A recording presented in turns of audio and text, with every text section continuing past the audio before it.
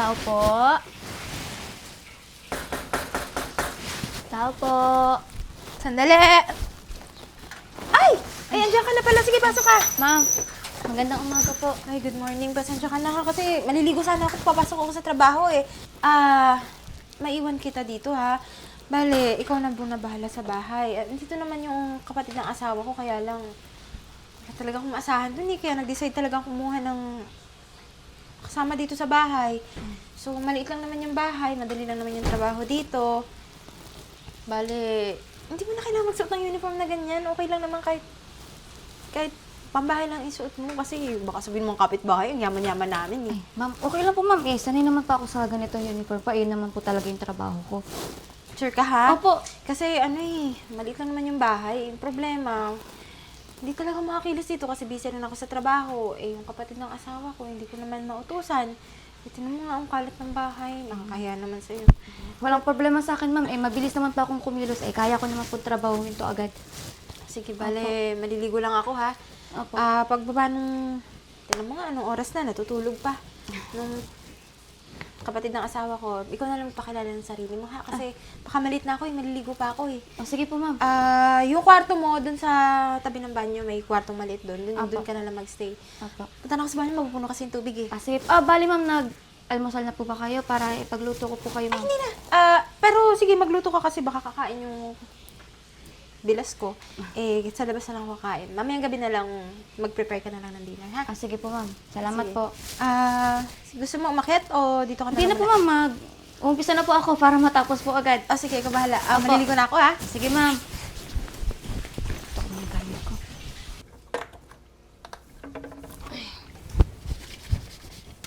Ay, nakaka-stress talaga. Nandito na pala yung katulong. Ay, pasensya na po. Hindi pa po ako nakakaluto ng almusal niyo po. Bakit? Oh, I know you. Cha! Uy, classmate! Uy, Cha! Dito ka pala nakatira. Tingnan mo nga naman, oh. Kamusta ka na? I'm okay. And you? Oh my God, katulong ka na pala ngayon. Oo, kasi kailangan ko ng pera para makapag-aral ulit. Ay, obvious naman eh. Ganyan kasi kayong mahihirap. Wala kasi kayong pang tuition, right? Uy, grabe ka naman. Hindi naman sa ganun. Pinag-iipunan ko naman yung pera para makapag-aral ulit ako sa susunod na taon. Dapat lang talaga magtrabaho ka. Kasi yung buhay mo, mukhang hindi naman kasi masaya eh. Alam mo, kung sa totoosin, mas maganda katulong ka na lang forever. Kasi mas bagay ka dun. Ikaw talaga, Cha. Wala ka pa rin talaga pinagbago, no? Kahit nung high school, ganyan ka pa rin pala. Biro ka pa din. Teka nga, ba't tinatawag mo akong siya? Pwede ba, tawagin mo akong ma'am? Hindi kasi bagay sa akin yung siya lang eh. Tsaka, sorry ha, we're not close. Ay, sorry po, Cha. Ay, Ma'am Cha, sorry po. Alam mo, wag mo nang ipilit mag-aral. Kasi ngayon pala nakikita ko na kung gaano ka kabobo eh. Alam mo, sasayo lang yung pera na ipababayad mo sa tuition. Ano ka ba naman, Cha? Hindi naman masama mangarap, di ba? Saka, malay mo, makapag-aral ulit ako. Walang imposible, di ba? Naku pe, wag na. Bagay naman sa'yo maging katulong eh. Tinan mo, ang ganda mo dyan. Perfect. Syempre, gusto ko din naman mabigyan ng magandang kinabukasan yung magulang ko. Galing din kasi sila sa ganitong buhay. Di ba pe, yung mama mo katulong din? Mana-mana lang. Tsaka, huwag ka nang maghangad na magiging maganda yung buhay mo, girl. Panigurado, pag nagkaanak ka, magiging katulong din, di ba? Cha, ano ka ba? Wala naman masama sa pagiging katulong. Saka, doon kami nabuhay sa pagiging katulong ng mama namin. O kaya nga, huwag ka na maghangad ng magandang pangarap. Kasi sa katulong pa lang, okay na. Cha naman, alam ko gutom lang yan. Sige na, ano bang gusto mo ipagluluto kita? Alam mo, bobo ka ba? Di ba sabi ko, huwag mo ko sasabihan ng tsa? Ma'am, di ba? Bilisan mo na nga yung kilos mo.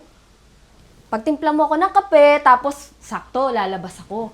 Labhan mo yung damit ko, okay? Tapos yung hagasin, lampaso, yung mga aso, pakainin mo, ha? Naintindahan mo? Siguro naman malinaw yung sinasabi ko, di ba? Hindi ka naman siguro patanga-tanga. Opo, Ma'am Cha. Gagawin ko po lahat ng mga inutos. Very good. Buti naman, alam mo kung ano yung mga trabaho mo. Kasi bagay na bagay sa'yo.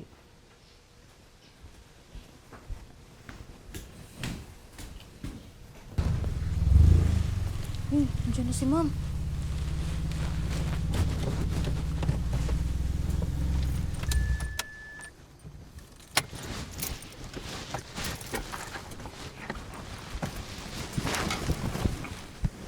Ay, Ma'am, magandang gabi po.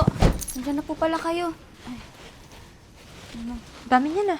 Oo, ma'am. Mga labahin po ni Ma'am Cha eh. Pinalaban niya po pati yung mga kubre kama niya, ma'am. Eh, hindi mo naman trabaho yan eh. Ang trabaho mo lang dito maglinis ng bahay, magluto. Yung mga labahin ni Chat, trabaho niya yun. Hayaan mo siya. Hindi, ma'am, kasi pag hindi ko po ginawa, malalagot po ako eh. Asa ba si Cha? Ay, umalis po kanina pang umaga, ma'am. Hanggang ngayon wala pa po, hindi pa po nauwi. Talaga yan. Wala naman trabaho. Alis ng alis. Ay, ma'am, Imbis na siya maglaban yan eh. Ayun na nga, ma'am eh. Sandali, may tumatawag. Sir. Oo po, nagpaalam naman ako na hindi ako makakapasok bukas kasi susunduin ko yung asawa ko eh. Kailangan ko na po talaga isend ngayon. Sige po. Tatry ko pong tapusin. Tapos isisend ko po sa inyo. Ma'am, kumain na po ba kayo? Initin ko lang po yung pagkain doon. Kahit kape na lang muna. May kailangan pa akong tapusin ng trabaho eh. Kailangan ko sunduin yung asawa ko bukas sa airport. Kaya nung makakapasok, kailangan ko isend ngayon. Sakit ng ulo. Sige na. Sige po, ma'am. Ihahatid ko na lang po sa inyo yung kape. Sige. Opo.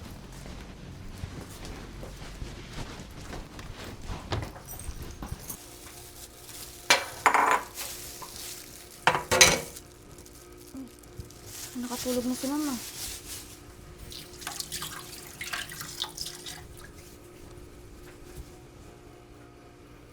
Pagod ata si ma'am sa trabaho niya.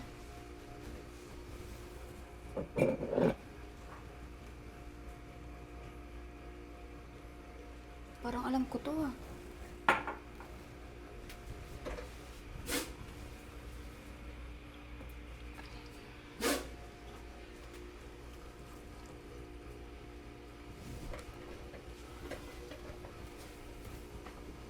Para paggising ni ma'am, tapos na siya, wala na siyang poproblemahin sa trabaho niya.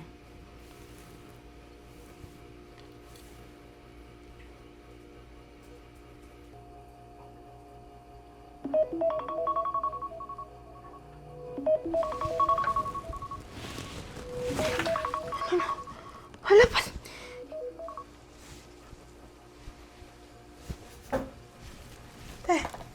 Ma'am, ma'am, pasensya na po, ma'am.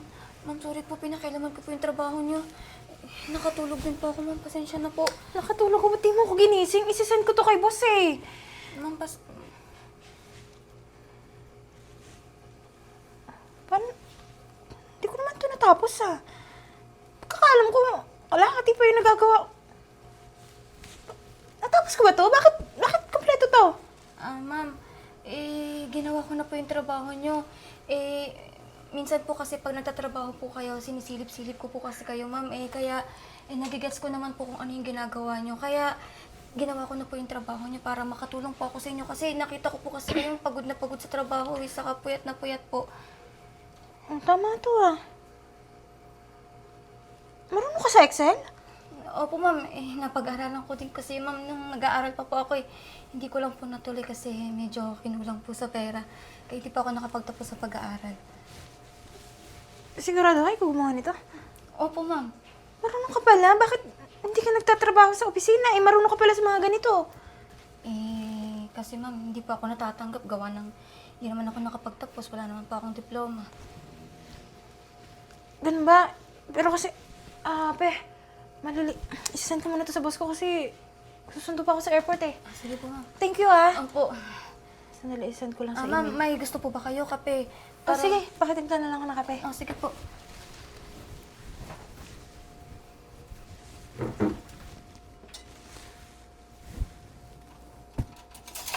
Hello, sir. Opo, isasend ko na po sa email nyo. Sorry po, nakatulog kasi ako eh. Pero natapos na po. Isasend ko po sa email nyo. Sige po.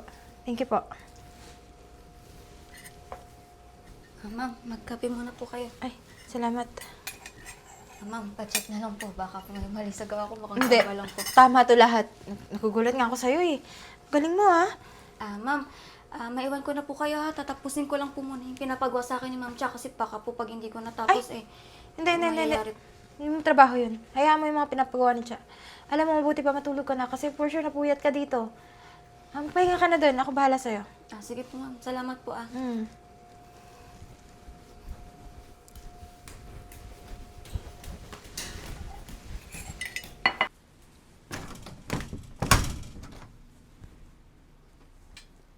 Talaga naman, tanghali na, hindi pa gumigising.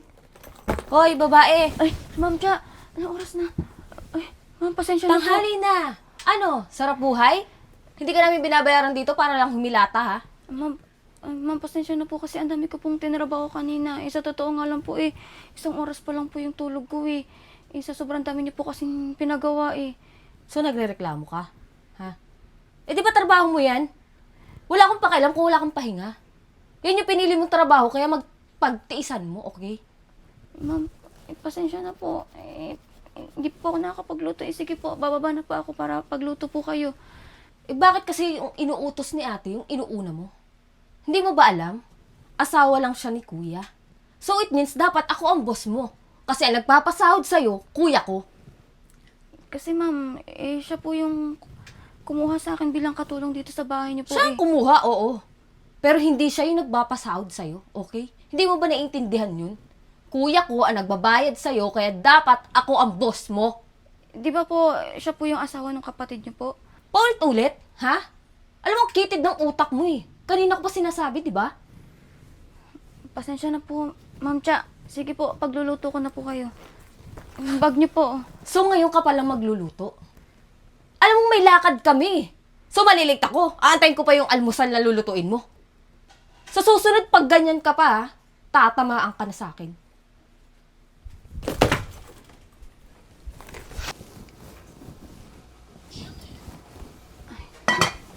Naku eh. Ano, hindi ka pa ba tapos magluto? Ay, Ma'am Cha, saglit na lang po. Ininit ko lang po yung ulam. What? Nag-iinit ka lang? Ano, papakain mo ka ng tira-tira? Ma'am Cha, kasi di ba sabi niyo po nagmamadali na po kayo? Kaya naisipan ko na lang po init Ang yung gusto ulam. ko bagong pagkain, hindi iinit mo lang yung pagkain na yan. Kasi Ma'am Cha, papalambutin ko pa po yung karne. Wala akong pakialam. Kung kaya mong palambutin agad, gawin mo.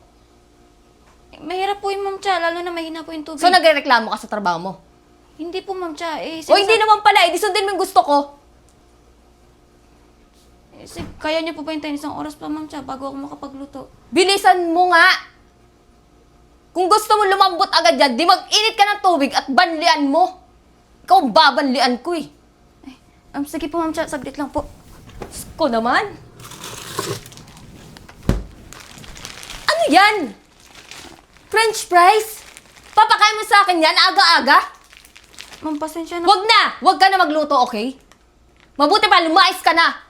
Ma'am Cha, wag naman po. Natataranta po kasi ako. Natatakot ako sa inyo. Hindi ko na alam kung ano unahin ko Ang dami niyo po kasing pinapagawa. Nagmamadali na po kayo kaya hindi ko na po alam kung ano unahin ko. Ewan ko sa'yo, ang gusto ko, lumayas ka na, di ba? Ma'am Cha, wag naman po.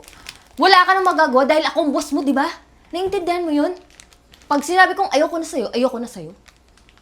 Ma'am Cha, Antayin mo ako dyan, ha? Halikang babae ka. Ma'am Cha, wag po, Ma'am Di Cha. ba gamit mo to? O ayan, muwi ka na sa inyo, ha? Ay, kuya, welcome home. Buti naman dumating ka na. Ano yun dito? Ito ba naman babaeng to, kinuha mong kasambahay? Napakatamad, walang silbi. Ano, di walang mangyayari sa pinapasahod sa kanya? Ma'am Virgo, pasensya na po Hindi ko na po kasi alam kung ano unahin. Puro ka na lang pasensya. Kasi Teka lang. Wala naman ako nakikita problema ni Fea. Maayos siya nagtatrabaho. Ano ba problema, Cha? Ayaw niyang gawin yung mga gusto ko eh. Ma'am Cha, Ma'am Virgo, kasi ang dami niya po pinapagawa. Hindi ko na po alam kung ano unahin. Eh, di ba trabaho mo yun? Ba't nagre-reklamo ka? Ano trabaho niya? Tagalinis, taga-luto, di ba? O utusan mo? Hindi ko siya kinuha para gawin mong personal alalay, ha? Ginawa ko siya tagalinis dito sa bahay kasi tamad ka. Tamo? Ano pinakain mo sa ate ko, ha? Siguro, wala sobrang siya sip-sip. pinakain sa akin. Hindi ako bulag siya para hindi makita yung mga ginagawa mo. Kaya nga kumuha ka tulong dahil wala akong maasahan sa'yo, di ba? Dahil Exactly! dahil kapatid ka ng kuya mo, dahil kuya mo yung nagdadala ng pera sa bahay na to? Oo! Dapat lang may karapatan ako, kapatid ko si kuya, di ba? It means siya yung nagpapasaw dito, so may karapatan ako na utusan siya. Tama na yan. Hindi. Tatanggalin ko na si Pe. Ayan! Buti naman! Ma'am, kailangan ko po ng trabaho, ma'am. Exactly, I know. Kailangan mo ng trabaho. Tatanggalin kita bilang katulong dito sa bahay at bibigyan kita ng magandang trabaho. Ma'am, magandang trabaho? O bakit? Ano pakialam mo? Ha? Eh, ba't bibigyan mo ng magandang trabaho to? Ah, Eh, bakit? yan nga nababagay sa kanya eh, kasambahay. Ano ba sabi mo? Palayasin ko na? Tanggalin ko na sa trabaho niya? Sinusunod ko na nga yung gusto mo, Miss Spoiled Brat. Tanggalin ko siya sa trabaho dahil yun yung gusto mo. At bibigyan ko siya ng magandang trabaho dahil deserve niya yun. Natuwa sa'yo yung boss ko, kaya narecommend kita. Wala kang pakialam kahit hindi ka nakatapos, okay lang sa kanya yun. Ang mahalaga, maayos ka magtrabaho at alam mo yung ginagawa mo. Kaya congratulations, office girl ka na. Paano mangyayari yun? Eh, wala naman niyang utak eh. Tsa, pwede ba? Tama na. Sumasobra ka na. Eh, ikaw nga nakapagtapos ng pag-aaral mo, di ba? Sa magandang school, lahat binibigay ko sa'yo. Pero anong ginagawa mo? Hanggang ngayon, nandito ka pa rin sa bahay. Walang trabaho. Sinasayang mo yung opportunity na makapagtrabaho ka ng maganda, di ba? Di mo gayahin si Pe. Eh, kuya. Eh, binubuhay mo naman ako ng maayos, di ba? Exactly. Kaya kami kumuha ng katulong dahil hindi ka maasahan dito. Yun na lang yung gagawin mo, Tsa. Hindi mo pa magawa. Tutulungan mo lang yung ate mo. Alam mo, Tsa, pasensya ka na. Tapos na yung obligasyon ko sa'yo. Pwede ba? Lumayas ka sa bahay. Teka lang, kuya. Kapatid mo ako, papalayasin mo ako? Ano Totoo gusto ba mo? to? I-tolerate ko yung mali mo mong ginagawa. Kailangan mong umalis para matuto ka sa buhay. Maghanap ka ng trabaho. O kung ayaw mong umalis, sige pwede ka magtrabaho dito. Ikaw ang papalit kay Fe. Pero kuya, wala akong ibang pupuntahan. Okay, sige. Dahil wala tayo kasambahay, ikaw ang papalit kay Pe. O habang wala ka pang trabaho, di ba? Wala ka pupuntahan. Ngayon, kung ayaw mo, yung offer ko sa'yo, pwede ka umalis ng bahay. Kay Pine, wala naman ako magagawa, di ba? Oops, Alis? wait lang. Fe, huwag ka muna umalis habang wala ka pa malilipatan. Dito ka muna sa bahay. Pero hindi ibig sabihin nun, katulong ka pa din. Si Cha lahat ng gagawa ng gawain bahay dito habang nandito ka. Maraming salamat po, ma'am. Kasi kailangan pa kita i-train sa trabaho mo. Opo, wag po kayong mag-alala, ma'am. Gagawin ko po yung best ko para mapatunayan po sa inyo na karapat-dapat po ako dun sa trabaho na binigay niyo po sa akin. Yung uniform mo, labahan mo na lang tapos ipasuot mo kay Cha, ha? Kasi- Ano?